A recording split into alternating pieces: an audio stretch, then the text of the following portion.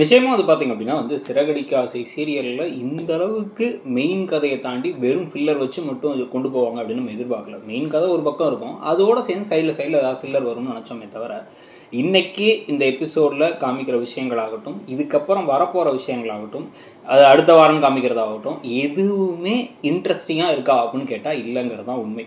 So இன்றைக்கி பார்த்தீங்க அப்படின்னா இப்போ ஒரு பக்கம் ஸ்ருதி அண்ட் ரவி இவங்களுடைய பிரச்சனையில் இப்போ என்ன பண்ணுறாங்கன்னா இந்த ரவியுடைய மாமனார் மாமியார் நேராக போயிட்டு தேவையில்லாமல் போய் நோண்டுறாங்க. நீத்துட்டு என்ன சொல்கிறாங்க அப்படின்னா, நீ அவனை வேலையை விட்டு அனுப்பிடணும், அவனை வேலையெல்லாம் வச்சுக்கூடாது, அதே மாதிரி நீ எதுக்கு வேலையில் வச்சுருக்க, அவனுக்கு உனக்கு அஃபேரா அப்படிங்கிற மாதிரி பேச அந்த பொண்ணு அழுதுகிட்டே கிளம்பி போயிடுறாங்க.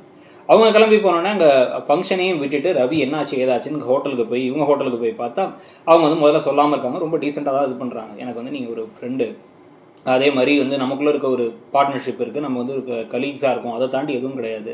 ஆனால் அவங்க அப்படி கேட்ட வார்த்தை நான் ரொம்ப காயப்படுத்துச்சுன்னு அவங்க கேரக்டர் சரியில்லை. இதை ஸ்ருதி கேட்டிருந்தால் அவளே கோவப்பட்டிருப்பா. சரி விடுங்க பரவாயில்லன்னு சமாதானம்லாம் படுத்ததுக்கப்புறமா நீங்கள் வேணால் வேறு அந்த ஹோட்டலுக்கு போனால் போய்க்கோங்க அப்படின்னு சொல்லும்பொழுது, நான் வேணால் வேறு ஷெஃப் பார்த்துக்கிறேன்னா, இல்லை என்னை நம்பி முதல்ல வேலை கொடுத்தது உங்கள் அப்பா, அதுக்கப்புறம் நீங்கள் இந்த ஹோட்டலுக்கு நிறைய செஞ்சுருக்கீங்க, என் மேலே அவ்வளோ நம்பிக்கை வச்சுருக்கீங்க, எனக்கு இது சரியான டைம்னு தோணல, நான் தனியாக போய் ஒரு விஷயத்தை ஆரம்பிக்கிறதுக்கு, ஸோ நான் இங்கே தான் இருப்பேன் அப்படின்னு சொல்ல, அதை ப்ராமிஸ் பண்ணித்தாங்கன்னு அவங்க கேட்குறாங்க. இது மட்டும் தான் நமக்கு நெருடலாக இருக்குது. ஸோ ப்ராமிஸும் அவர் பண்ணித்தராரு. இதுக்கடையில் சீதா தேவையில்லாத ஒரு வேலையை பார்க்குறாங்க. முதல்ல முத்து தெளிவாக சொல்கிறார், அருண் சந்தோஷப்படட்டுங்கிறதுக்காக அந்த விஷயத்தை தலையில் அவரும் முயற்சி எடுத்தார், நானும் முயற்சி எடுத்தேன், 2 பேராலையும் நடந்ததாக இருக்கட்டுமே, விடு இதை போய் ஒரு பெரிய விஷயமா நினைக்காத சரின்னு சொன்னதுக்கப்புறமும் சீதா என்ன பண்ணுறாங்கன்னா, உங்களுக்கு இதை தெரிஞ்சிட்டே மறைச்சிருக்கீங்க அப்படின்ட்டு போயிட்டு தேவையில்லாமல் பொய்காரர் நீ அப்படின்ட்டு அருண்கிட்ட கத்துறாங்க. உடனே அருண் என்ன பண்ணுறாரு, நான் என்ன செஞ்சாலும் உனக்கு பெருசு இல்லை, உன் மாமா தான் பேசுவோம், மாமாவை பெரிய கடவுள் நீ நினைக்கிறேன்னு சொல்லிட்டு அவர் கோவப்படனே சண்டை அதிகமாகிட்டு நீ வேணா அவ்வளோதான் இருந்தால் அவங்க கூட போய் இருந்துக்கோ, அங்கேயே போய் இருந்துக்கோ, அந்த வீட்டுக்கே போய்க்கோ, என்ன மதிக்காத வீட்டை நீ இருக்க வேணாம்னு ஒரு நிறைய தேவையில்லாமல் பேசிடுறாரு.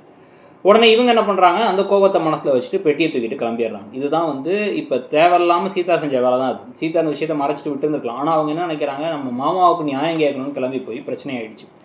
இப்போ தான் பரவாயில்ல, உனக்கு ரோகிணி அண்ட் மாமியாரை தவிர மிச்சம் எல்லோரும் நல்லவங்களாக இருக்காங்கன்னு சொல்லிட்டு ஒரு பக்கம் பேசிகிட்டு இருக்காங்க சந்திரா மீனா கிட்டக்க. அப்பன்னு பார்த்து சீதா உள்ளார வந்துடுறாங்க. உள்ளார வந்துட்டு நான் போகமாட்டேன், அவர் இப்படி பண்ணார், எனக்கு கோவம் வந்துருச்சு, அவராக என்னை மன்னிப்பு கேட்டு கூட்டு போகிற வரைக்கும் நான் போக மாட்டேன்னா இவங்கெல்லாம் திட்டுறாங்க, தயவு செஞ்சு போயிடு அப்படின்னு சொல்லிட்டு. இதான் அத்தனை பேர் சொன்னாலும் அவங்க கேட்கறதுக்கு ரெடியாக இல்லை. இப்போ என்ன எனக்கு சோறு போட முடியாது, ஆனால் ஹாஸ்டலுக்கு போயிடுவேன், நான் இங்கே தான் இருப்பேன், அவர் என்னை கூட்டு போட்டோன்னு சொல்ல இந்த விஷயத்தை மீனா போயிட்டு முத்துக்கிட்ட சொல்லிக்கிட்டு இருக்காங்க. இதெல்லாம் ஒரு பக்கம் நடக்குது. இன்னொரு பக்கம் பார்த்தீங்க அப்படின்னா உனக்கு குழந்தை பிறக்காமல் இருக்கிறது காரணமே குழந்தைங்களாம் அடிக்கிறதாம்ப்பா அப்படின்னு ஷோரூமில் யாரோ ஒரு அம்மா திட்டிடுறாங்க மனோஜ். ஏன்னா அங்கே ஏதோ பையன் வம்பு ஒன்றதை போய் அடிச்சிட்டாரு போல. அவர் உடனே ஒரு ஜோசியரை போய் பார்க்க, ஜோசியர் நீ குழந்தையாவே மாறினாதான் உனக்கு குழந்தை பிறக்குன்னு சொல்ல, இவர் பால் பாட்டில் வச்சுட்டு வீட்டில் தொட்டில் கட்டு உட்காந்துருக்காரு. இந்த கொடுமையெல்லாம் வேறு நம்ம இன்னும் பார்க்கணும்னு நினச்சா.